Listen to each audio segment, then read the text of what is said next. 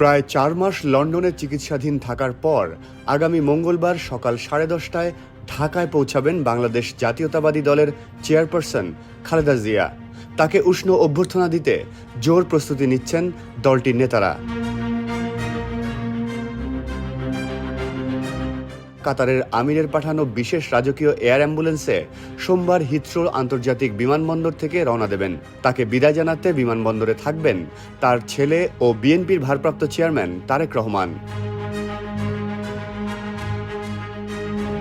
London থেকে আজ রোববার রওনা হয়ে সোমবার ঢাকায় পৌঁছানোর কথা থাকলেও পরবর্তীতে খালেদা জিয়ার ভ্রমণ পরিকল্পনায় পরিবর্তন আসে এবং একদিন পেছানো হয়।